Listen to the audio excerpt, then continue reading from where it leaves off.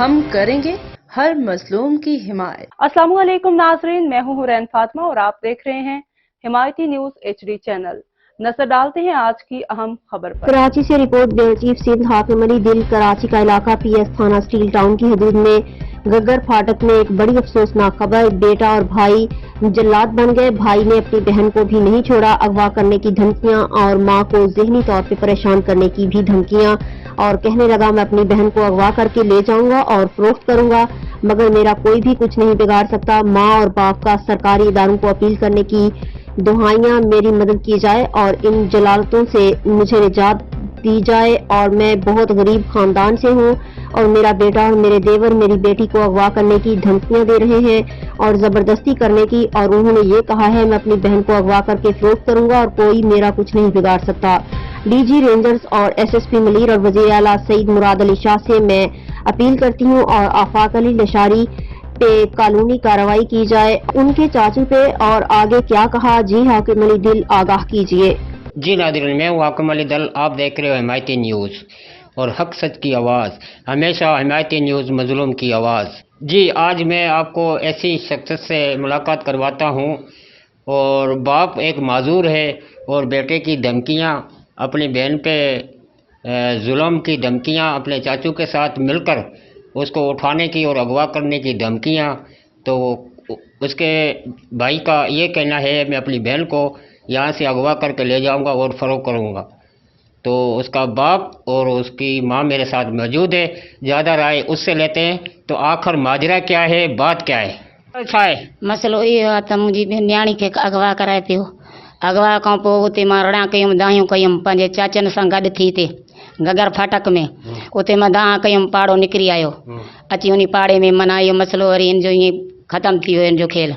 उन खां बाद में मुंहिंजे घर वारे खे अगवा तरी करे पियो त न्याणी खणी पीउ माउ खे क़तल कंदमि। उन खे असांखे साह जो ख़ौफ़ थी बीठो। जाॾां काॾां चाचनि जूं धमकियूं मिलनि थियूं, जाॾां काॾां इहे थी मिलनि थियूं। मां कमुकारु सॼो ॾींहुं मज़दूरी कंदी हुयमि, घर वारे खे बि इलाज करायां पई, बचड़ा बि पालियां पई, पुट बि न पियो ॾिए मूंखे। उन खां बाद में पुट मुंहिंजो तुंहिंजी धीउ खे अगवा करण जी कोशिशि करे रहियो आहे, तो उनजी तव्हां अपील बि स्टील टाउन थाणे में ॾिनी आहे? उहा थियल आहे, उते मुंहिंजी NC थियल आहे, उते हर शइ मुंहिंजो साबूत आहे स्टील टाउन में। पोइ उते इहे लिखी ॾेई वियो आहे त मुंहिंजो को बि दावो वास्तो न आहे। पोइ जेको मूंखे राहे थो उन्हनि खे धमकियूं, जेको मूंखे पनाह ॾिए थो उन्हनि खे धमकियूं।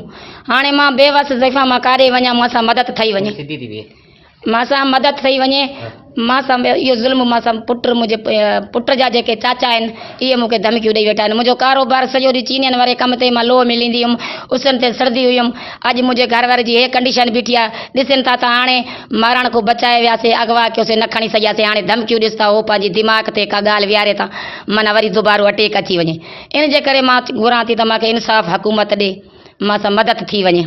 जी नाज़रीन, हिमायती न्यूज़ से बात करते हुए इस औरत और इस बाबा का कहना था मेरे जो भाई है जो वञे मुंहिंजी मदद की वञे, न कानूनी कार्रवाई की वञे, कानूनी कार्रवाई थी वञे, मूंसां मदद थी वञे। अगरि जो मूंसां मदद कानून बि न कंदी त मां पाण खे, पाण मुड़ुस खे, पाण खे, न्याणी खे, पुट नंढड़े जेको मुंहिंजो नंढड़ो पुटु आहे उनजे मथां पिंट्रोल हारे पाण खे मां ख़तमु करे छॾींदमि। छो जो इन महिल सॼो मुंहिंजे पुट, माना पुट जी धुरिन, मां औरत बेवस जी, माना कोई नथो ॿुधे। मुंहिंजो घर वारो माज़ूर आहे, 3 साल 2.5 साल थी विया आहिनि, मुंहिंजे घर वारे जो को बि पैदा न थियो आहे इन महिल ताणी। हाणे इहे धमकियूं ॾियनि था, मुंहिंजो घर वारो दिमाग़ ते ॻाल्हि रखे थो, जो मुंहिंजे घर वारे खे कुझु थी वञे त उनजो कली। उन सां गॾु ॿिया केरु आहिनि? उन सां पंहिंजा चाचा। हिनजा नाला त कोई यादि आहिनि? हा, हिकु जो नालो चाचे जो अर्ज़ मोहम्मद, हिकु जो नालो शबीर, हिकु जो बचायो, हिकु जो नसरला खान। अच्छा, ये केरु आहिनि पाण? ये लाशारी आहिनि। लाशारी तव्हांखे धमकियूं ॾेई रहिया आहिनि त तव्हांजी छोकिरी अगवा करे खणी वेंदासीं? अगवा करे खणी वेंदासीं। हाणे हुनजी ॻाल्हि ॿुधनि था, मुंहिंजी ॻाल्हि कोई बि नथो ॿुधे। अच्छा, तव्हां कंहिं मुतालिक़ थाणे में विया आहियो? असां स्टील थाणे में, मां उते रिपोर्ट विधी आहे। पोइ बि पुट मूंखे लिखी ॾिनी हुआ त मां तव्हांजो नालो न खणंदमि। उतां साॻी मां ज़मानत वठी ठाहे मां कढे छॾियमि पुट खे। वरी मुंहिंजो पुटु साॻी उहो ई मुंहिंजे मथां इलेक्शन खयईं। झटि खां बाद मां ॾेई फ़ोन कयईं त चई ॻाल्हि ॿुध बाबा, मुंहिंजो मरी वियो, तोखे गंदो किरदारु ॾींदमि।